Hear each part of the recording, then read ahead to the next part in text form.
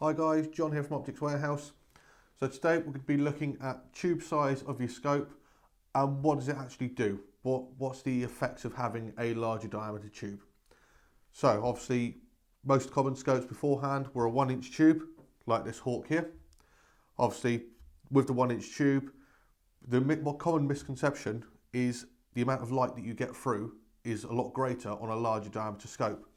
So for example, obviously you go up through 30mm, then you got 34, 35, 36, and then right the way up to the IOR here, which is the 40mm tube. So theoretically, you would think that this 40mm tube would be one of the brightest scopes you could get. Now it's not bad, they're about 90% light transmission. But what you'll find, most of the higher light transmission scopes are around about a 30mm tube coming from Swarovski, Schmidt & Bender, them sort of manufacturers. Now, the question is, why do you go up to 40mm if you're already getting the most light transmission out of a 30mm tube? Well, the simple answer to that is the amount of adjustment you can get out of this tube. So you've got a small diameter tube inside which holds your reticle, and obviously that moves backwards and forwards with your magnification. That limits how much movement you've got inside the scope because of the tube diameter. So if you've got a 40mm tube, that's going to give you infinite more adjustment than having that same size tube holding the reticle inside here, trying to move up, down, left and right. Now obviously the higher magnification you go as well, the more that tube size becomes paramount on getting that adjustment range in there.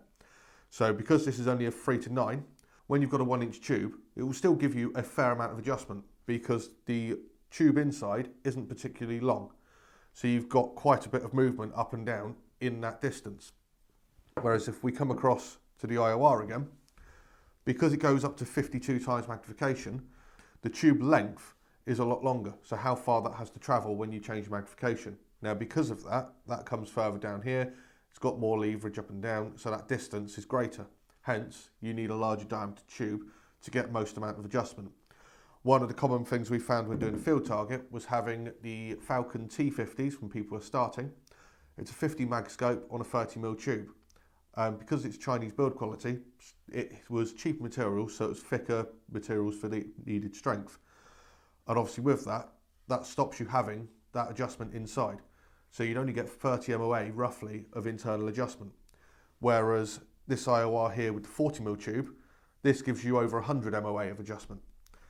So obviously you can see there's a huge difference in that, but bearing in mind of that, as I say, it's definitely not for light transmission.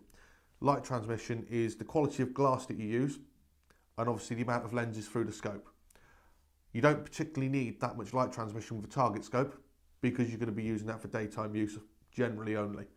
Your high light transmission, 96 and above %, that's going to be for your hunting scopes and stalking scopes because of the dusk and dawn usage. But that sort of rounds up what tube size does and why it is important for that, and obviously going from the classic 1-inch tube going up to why you now could need a 40mm diameter tube. So if you've got anything that you'd like to know or anything that I've possibly missed, just drop us an email or give us a call or even comment on the video and we'll answer as soon as we can. Thanks for watching.